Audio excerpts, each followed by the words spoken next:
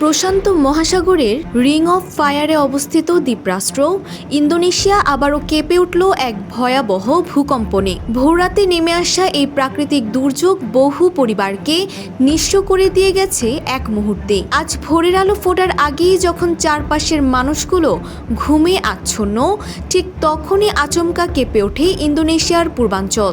মার্কিন ভূতাত্ত্বিক জরিপ ও স্থানীয় সূত্রের তথ্যানুযায়ী রিক্টার স্কেলে এই ভূমিকম্পের মাত্রা ছিল 7.7।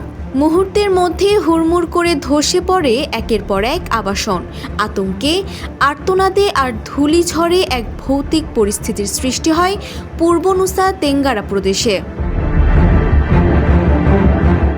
স্থানীয় সময় ভোর 4:58 সৃষ্ট এই কম্পনের কেন্দ্রস্থল ছিল মাটির মাত্র 15 কিলোমিটার গভীরে। ইন্দোনেশিয়ার আবহাওয়া, জলবায়ু ও ভূপদার্থবিদ্যা সংস্থা BMKG জানায়, মূল কম্পনের পরপর একাধিক শক্তিশালী আফটার শক বা পরাঘাত অনুভূত হতে থাকে, যা আতঙ্ক কয়েক গুণ বাড়িয়ে দেয়।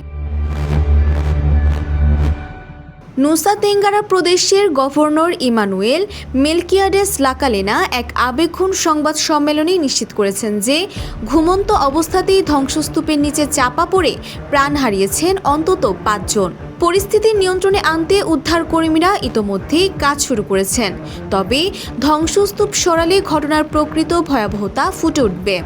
এভাবেই কোটি কোটি মানুষের ঘরে দেশ জুড়ে ফ্রিজ একটাই, ওয়ালটন। শুধু ভূমি কাঁপেনি, সাথে কেঁপেছে সাগর। ভূমিকম্পের পরপরই ফ্লোরেস দ্বীপের উপকূলীয় এলাকায় প্রায় 3 ফুট উঁচু সাগরের ঢেউ আছড়ে পড়ে। নিমেষেই ছড়িয়ে পড়ে সুনামি সতর্কতা। প্রাণ বাঁচাতে হাজার হাজার মানুষ ঘরবাড়ি ছেড়ে উঁচু পাহাড় ও নিরাপদ আশ্রয়ের দিকে ছুটতে শুরু করে। রয়টার্স যাচাইকৃত মাওমেরে শহরের একটি বন্দরে ধারণ করা ভিডিওতে দেখা গেছে বহুতল ভবন ধসে পড়ছে আর মানুষ চিৎকার করতে করতে ছুটছে। এক নিমিষে চেনা শহরগুলো যেন রূপ নিয়েছে ধ্বংসস্তূপে। যদিও পরবর্তীতে BMKGর ভূমিকম্প ও সুনামি বিভাগের পরিচালক উইজায়ান্ত জানিয়েছেন, সুনামি সতর্কতা প্রত্যাহার করা হয়েছে, তবুও ভীতি কাটেনি। উপকূলে এখনও জারি রয়েছে কড়া নজরদারি। Desk report, Bangladesh bulletin.